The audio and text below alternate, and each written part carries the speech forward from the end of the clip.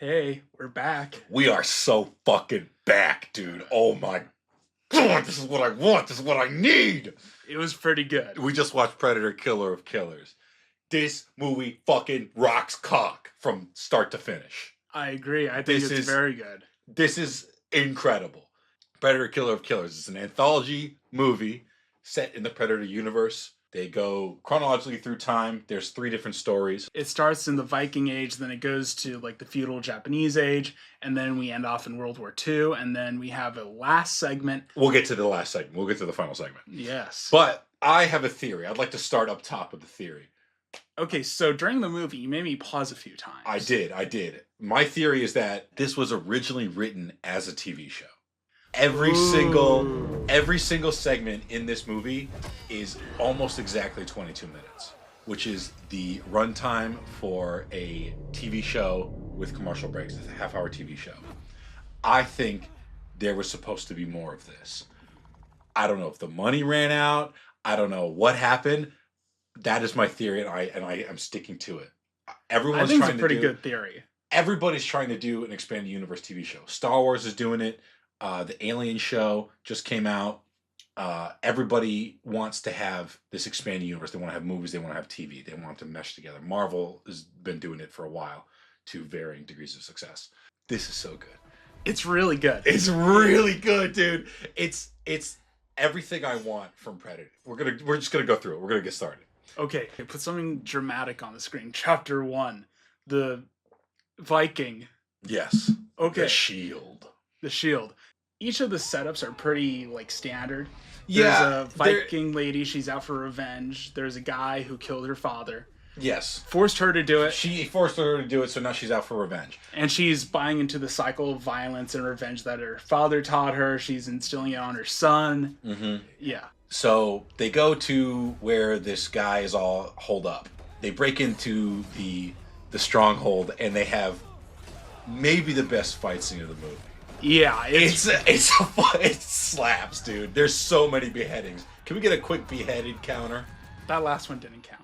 That one was like, Okay, so we have this many and a half, because that last one counts as a half. Okay. There are beheadings left and right. It's like people's heads are held on by gum. It's really funny. Ridiculous, man. Anything will cut off a person's head. It's amazing, man. Back to the story. She gets to the guy. She's like, I'm going to kill you. And he's like, I don't even remember who you are. I do this all the time. This is every day for me. And then she like tells him more details. He's like, oh yeah, I remember. You're nothing to me. You're scared of me. You little bitch. You little fucking little nerd bitch. Yeah, you should have tried to kill him when you had a chance. Yeah, you little fucking nerd ass bitch. No, a kid of my clan would not have done that. They would have fought me. Not you, bitch. They would have died doing it. They would have died doing it, but not you. Yeah, go to And Valhalla. then her son kills the guy. And she gives him a little look and she goes, nice. Well done. And right as that happens, the Predator shows up. You're goddamn right, the Predator shows up. It's so good.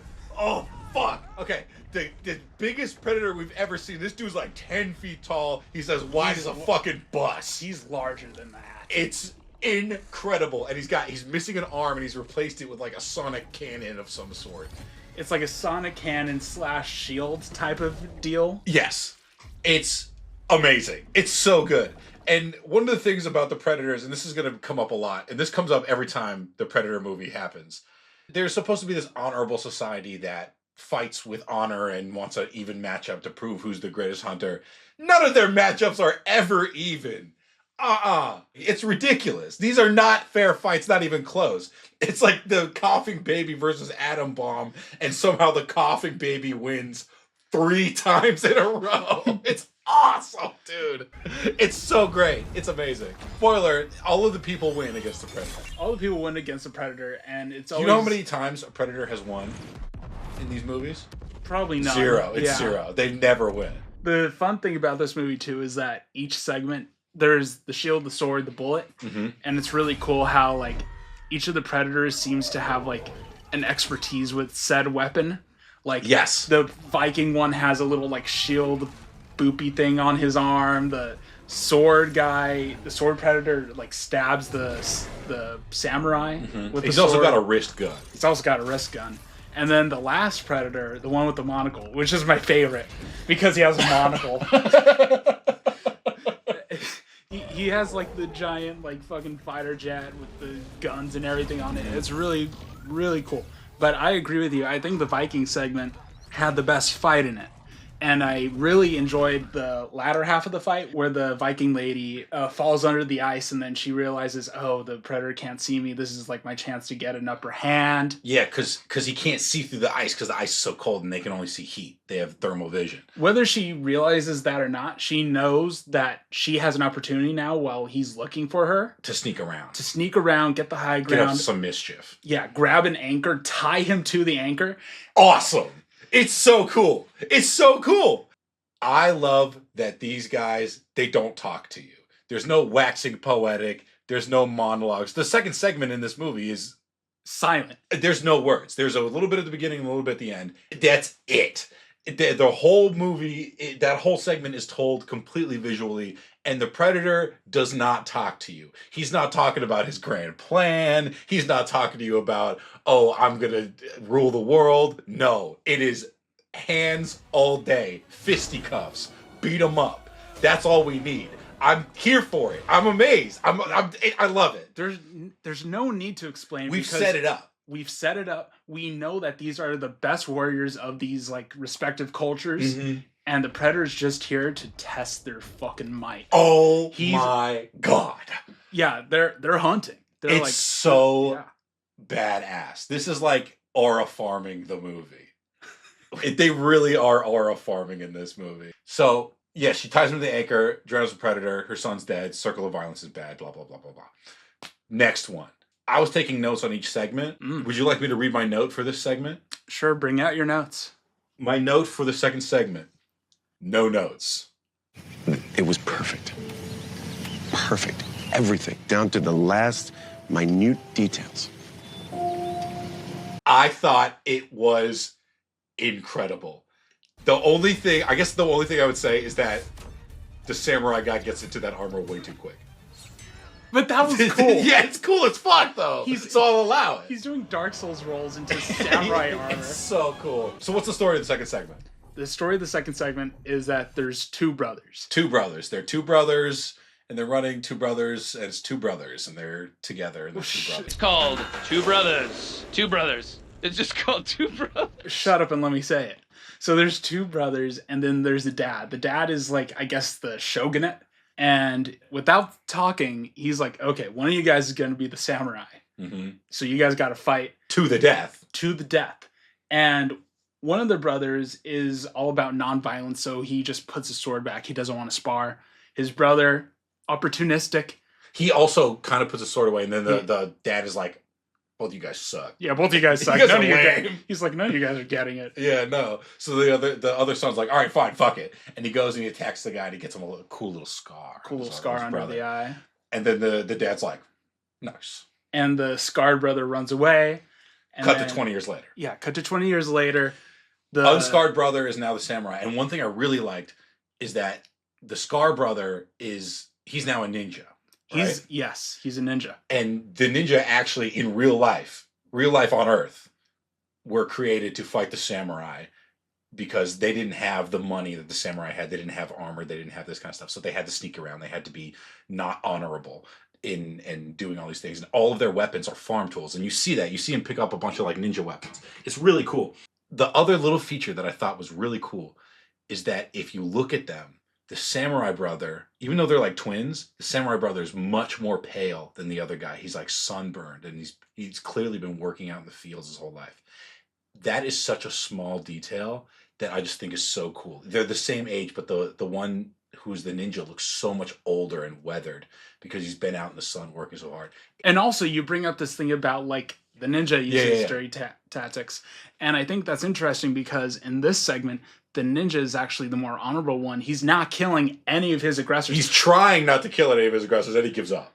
Well, he throws the guy off a roof at one point, and it's like, can that be construed? And then like his brother falls off, and he thinks he killed him, and he feels bad. He feels really bad, but he's trying his best not to like kill anybody. Yeah, there's this little scene on top of the watchtower where he's trying to fight 3 guys without them like making noise. Yeah, that I think is the second best fight scene in the movie. I agree. It might be better. It might be better because of that hammer scene where he's like he hammers the guy. Oh, and his head hits the thing, and then he catches him right before it hits the bell, and then he like this whole thing happens, and he finally does it and catches a guy as he falls off the ledge, and then he looks over and another guy's ringing a bell in a different tower, so he's like, "Oh fuck it," and just drops him. It's awesome.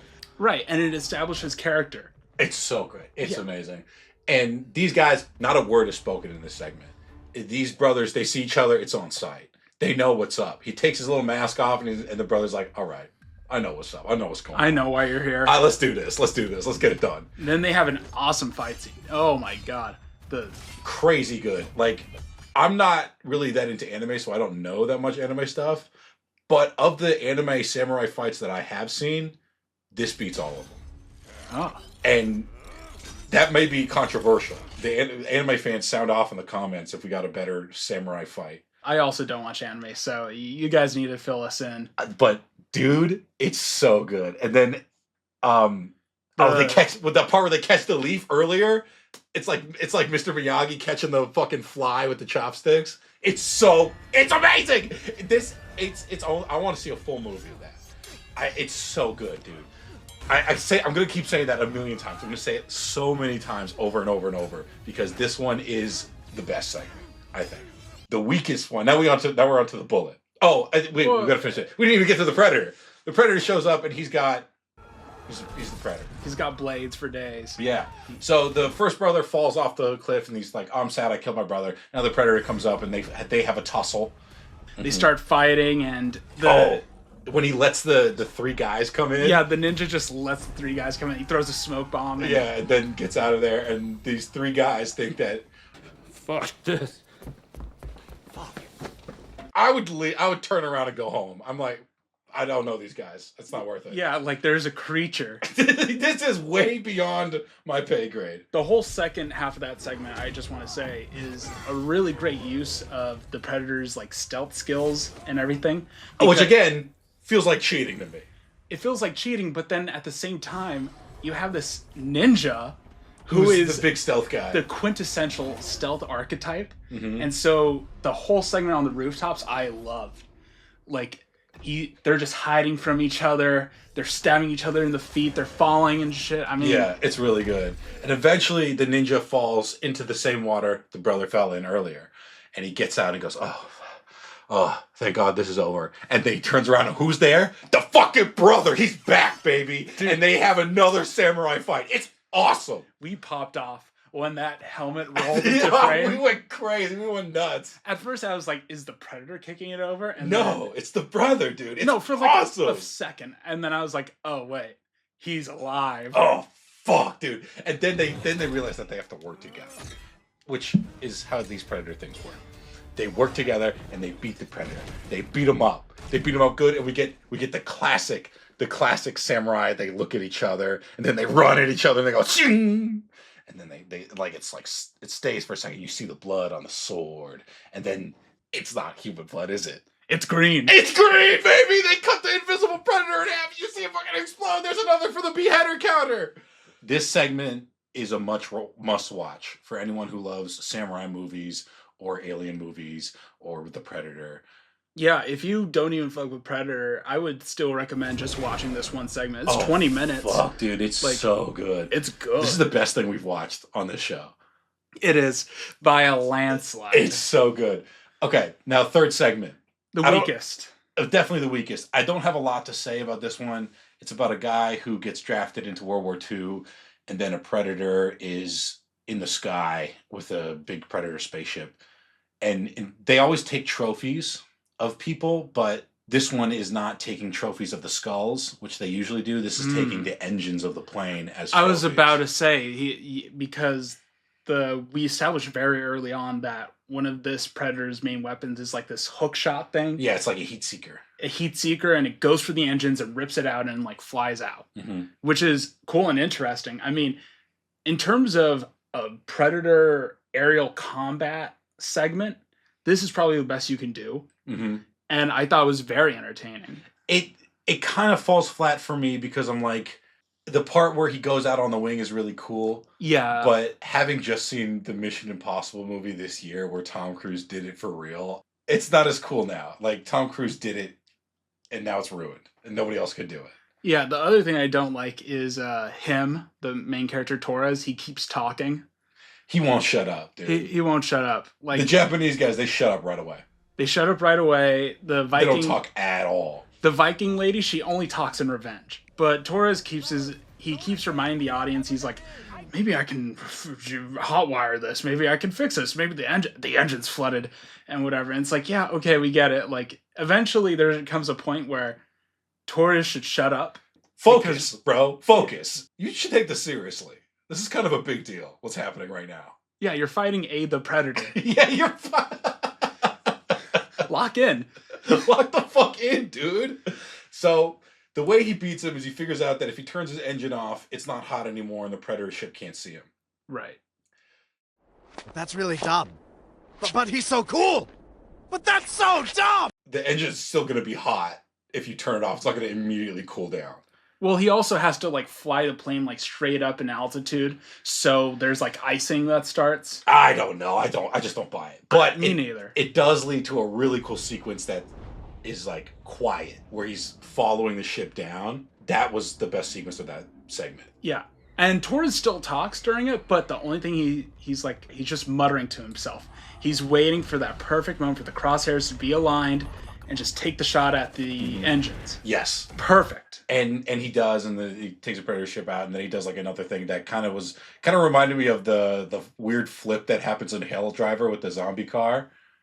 Oh. Where he just kind of like has the thing get ripped out of the plane and then he uses it to explode the ship or something. But there's another point in the segment where he flies the Predator, like he takes him through enemy territory, like Vichy France. Oh, right. Shit. So, yeah. Because it makes sense to me. He's like, okay, if my gun didn't do that much, maybe the enemy's guns, like the fucking warships, maybe they can do something. Maybe they can get some damage in there. You know, and that tracks for me. I'll buy it. I'll buy it. And plus, like, yeah, you're a smaller target. They're probably not going to hit. They're going to shoot at the giant alien. Dude, they're going to see an alien. Let's pretend you're a French soldier, all right? You've been drafted. You are fighting in the war. You're sitting there, you're eating your little whatever the fuck you're eating. I'm smoking a cigarette. You're going to smoke a cigarette, of course.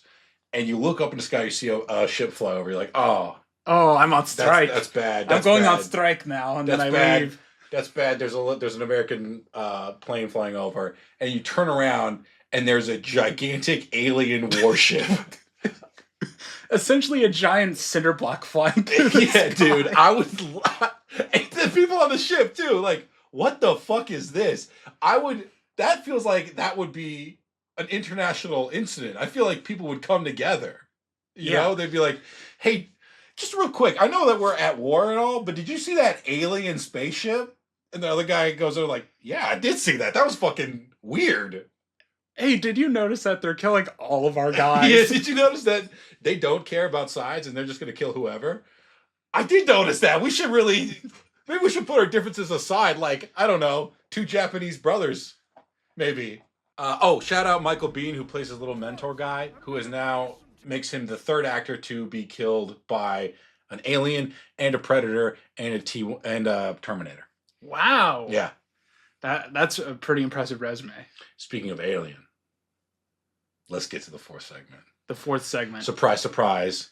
Everybody's been abducted. They've all been frozen in time. Turns out if you kill a Predator, they'll capture you, they'll freeze you in ice, and they'll bring you to like an arena planet. And they'll freeze you in ice for thousands of years. These Predators, they don't live very long. I know a lot about the extended lore, all right? I'm almost called a Predator. Okay. All right? They live like 120 years. So they've been planning this, all right? Not a lot is known about their culture and their homeworld. This wasn't their culture or homeworld? Not a lot was known. Now we get to see it. Ooh. So we see all of them are brought to this big arena, and out comes the Grendel King. He's got these cape of spines, and just his thing is all bones, and they all got Suicide Squad collars, and he's like, all right, everybody fight, and it translates for them. You 3 fight, one of you survives, and that person faces me. Again, that doesn't seem fair because now this guy has to fight you after fighting 2 other people and you're fresh. So still cheating. But the Predators have never really been fair. They're fair like our elections up top. High five! Okay, so the 3 people start sparring immediately. But they don't speak the same language, so they can't understand each other. That's right, and that's where a lot of the main conflict comes from in this segment. Because the Viking lady, she's all about dying in glorious battle, going to Valhalla with her son, and the American is like, "What the fuck? This sucks." And let's fly out of here. Yeah, exactly. And they give each person a weapon from their clan. So the Viking gets an axe. The samurai guy gets a katana. Sword, and the American soldier gets a flintlock pistol. What? Dude, the Predators should know technology's better. They've moved on. Yeah. I also saw something that said about how they're never really fair because they give them each a weapon that they are not particularly skilled in. Because the shield woman gets an axe. The sword guy, he gets a sword, but he was more of... He had a short sword. He had a short sword, yeah. And now he's getting the long katana, which we know he knows how to use, but still. And then this American soldier doesn't get any American weapons. He gets a flintlock pistol from... like the 1700s. Yeah, it's the same one that the Predator gives to the girl from Prey and also... Yeah. Predator 2. This pistol gets around, all right? It's been all over the place. Do you think they like find one of these weapons and like clone it? No, canonically it is the same one. Oh, it is? Yeah. Oh, so you're actually an idiot. Oh, wouldn't it be funnier if they kept cloning flintlock pistols and they had like to give to everybody? Yeah, they had a public storage unit like flintlock pistols. Just a case full of them. Yeah, they're like, oh, another American. Oh, Jesus. Fuck. Break out the flintlocks. So they work together and they beat the guy and they escape. And well, hold on. There's a Predator Rancor. Oh, there is a Predator Rancor. I forgot about that. Yeah, he's big. He eats one of the Predators. Mm-hmm. He swallows the Torres kid and whole. And so Torres is like trying to cut in the inside of it, like the fucking Drax. Oh yeah, from Guardians of the Galaxy. And they work together, and there's a little back and forth between the samurai and the ninja, and they're like, yeah, should we really work together? And once Torres, he's in the body of the Rancor still. Yeah, this little guy comes out in like a Predator Zamboni and just pushes the corpse off into like a ditch. It's awesome, dude. That's my job in Predator. You're the Zamboni guy? Yeah, they're like, okay, we're going to send you to Earth, but be careful. Every time we send a Predator there, even though you're skilled like 10 to 1. You have better technology, you're bigger, stronger, faster, and you can turn invisible. They keep beating us. They keep beating us. I would be like, hey, can I be the Zamboni guy? Okay, so they escape in the Predator ship, and the Viking lady sacrifices herself, and then is like, let me be with my son. And then the Grendel King says, let's go hunting. All the ships lift up and follow the 2 escaped guys. Samurai guy loses an arm, by the way. And boom, credits. Well, there's post-credit scenes, folks. Yes, there is, and that's why we're talking about this movie. So there's a first post-credit scene where it turns out that they don't kill the Viking lady. They put her back into cryosleep, and they take her through a chamber full of all of these other beings that they've captured, presumably all of which have killed a Predator. Yeah, these guys seem to lose a lot. That thing is full. It is full. I mean, they take her through like the end of Raiders of the Lost Ark. Oh yeah, like that giant warehouse. Huge. And then we pass another chamber, and who's in there? Naru from Prey. They captured her. They got her, and she's in cryosleep. Boom, cut the credits. But then there's a second post-credit scene. This is actually the extended version. Because originally, upon release, the second post-credit scene was not in there. They did not have the rights. But then they come back. They reopen on that shot of Naru, and they pan to they go to the right, and you see Donald Glover from Predator 2. And then you pan a little bit more over, and who do you see? Arnold fucking Schwarzenegger from the first Predator. They got him. He's coming back, baby. So is he out of money? Maybe. He might be. I do not like when movies change things after release. I don't like it. I don't either. It's like, it's so Star Wars cut, and even though this is such a small thing, like, do a short film, you know? you've released the movie. If you can't get the rights by the time the movie comes out, you don't get to do it. Yeah, just do like a 5-minute short film about Arnold getting abducted. Yeah, man, put it on the DVD. Yeah, perfect. You know, like that's for the super fans. Because if you don't know Predator, you're not going to know who the fuck that is. It doesn't even really look like him because it's in this art style that looks kind of like Arcane, but not quite as good. Yeah, I had to like squint. You were looking at me like waiting for a reaction. I knew it was coming. Yeah, I know. I know you knew it was coming, but I had to think, and I was like, oh, okay, is that? And then I was like, oh, Arnold, because he's in the first one. I know that for a fact. So what the fuck is the point of adding this little extra scene? Because I doubt that they're going to bring Arnold back for a live-action Predator movie. Yeah, that's what fucking gets me. Unless, like, there's... Okay. Okay. Here. This is the best part. You got it? Alien versus Predator. It's theory time, baby. Okay, Alien versus Predator 3. We open up on the ship. They unfreeze the Viking lady. They unfreeze Prey lady. Mm-hmm. And then they unfreeze Donald Glover. And then they unfreeze Arnold. But here's what happens. Remember Star Wars and Han Solo had carbonite sickness? Yeah. Okay. They're going to be like, oh, sorry, it leaked a little bit. So you aged. And it's old Arnold. And maybe they just got him later. Oh, yeah. They'll just no, because he's young in the thing. He's young in the chamber. That's what I'm saying. It's going to like leak like Freon.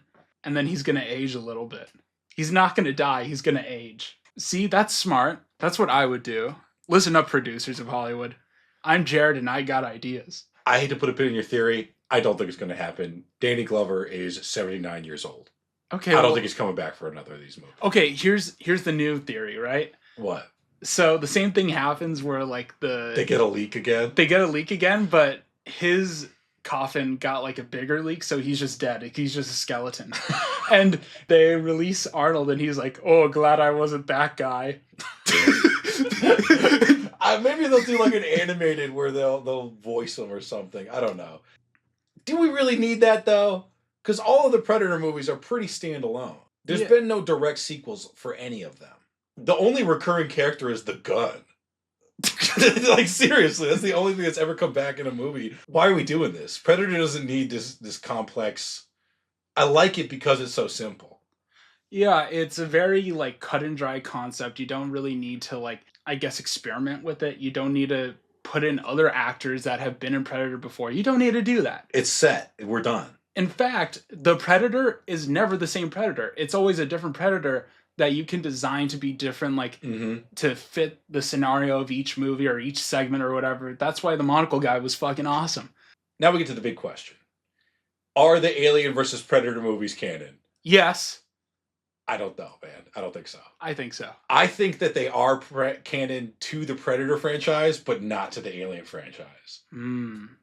So now that they're doing Predator Badlands, where they're bringing in aliens again with the Weyland-Yutani robot, it's all nebulous. It's like the DCU. It's all, none of it's canon until they mention it, and then it is.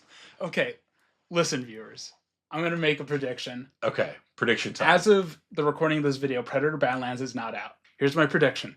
End credit scene, there's going to be the xenomorph. He's going to be there. I don't know what he's going to do. I think that's pretty certain. I'm seconding that. I mean, maybe they'll show... He'll show up and he'll do a roar, and then we'll go, oh my god, there's another Alien vs. Predator movies coming out. Maybe this one will be good. I'm going to say it. The Alien vs. Predator movies, they got the same strike rate as Tron. None of them are good. Speaking of Tron, a mystery has been solved. A Tron mystery has been solved. Why is Jared Leto in Tron Ares? I also heard about this. So I mentioned that there's got to be a guy in these studio meetings saying, we should really do another Tron movie. Turns out that guy exists, and it's Jared Leto. What the fuck, dude? I am mind blown. He bought the rights, right? To Tron or something like that? Something like that. He's been in these rooms. He's been pushing this movie. This is Jared Leto's movie. He's like, I'm so in on this. Morbius did me wrong. I'm making this movie, and it's got to be me. And that's why he has this role, because nobody wants to work with him as an actor anymore. I can't wait. It looks terrible. It's going to be this. There's no way this movie's going to be good. But this is not about Tron. This is about Predator. Yeah, this is about Predator. Now, I have a little fun game segment here for you today. I'm in. Okay. Here's my question. Yeah. We've seen a lot of time periods already covered in Predator. We've seen, obviously, like the Native Americans. We've seen the samurai. We've seen World War II. We've seen Vikings. We've seen Vikings. What is the next time period that you want to see a Predator take on?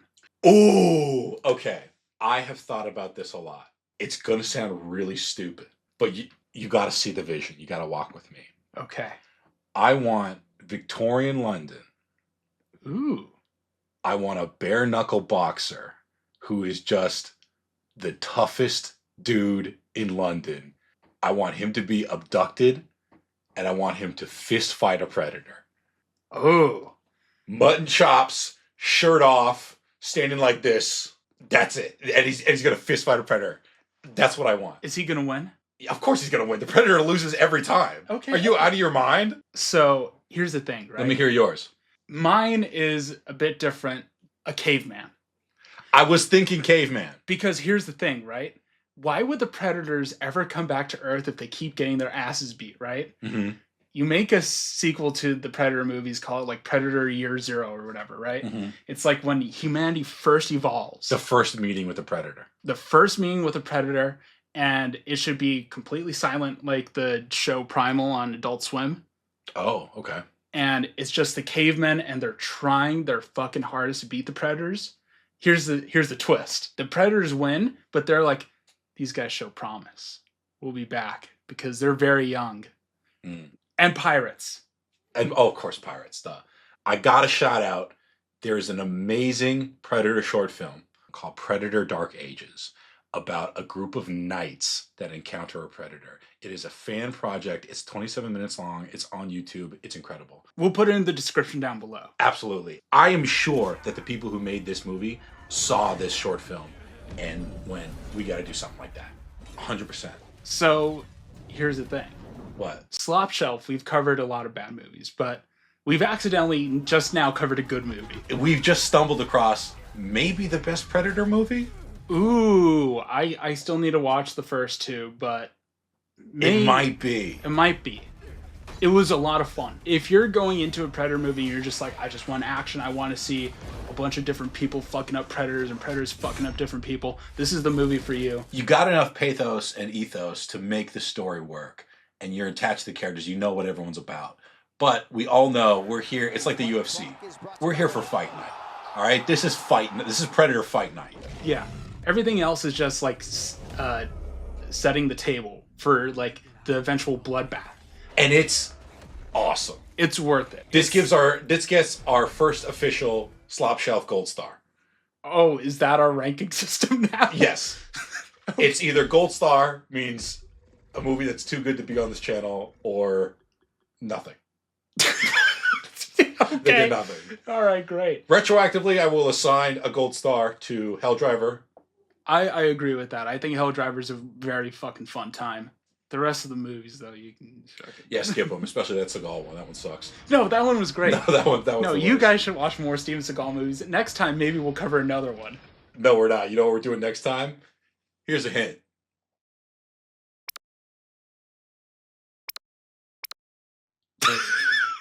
He just shrugged at me. Yeah, I don't know what it is. Hey, if there's a bunch of people watching, how about you leave a comment down below? Like and subscribe. But if you leave a comment and tell us a movie that maybe would fit on this channel, who knows? We'll cover it. Maybe we'll throw your comment in the video. Oh, that would be crazy. We will do that. You know what? February is coming up. Valentine's Day. Recommend us a good romantic movie to watch together. Ah!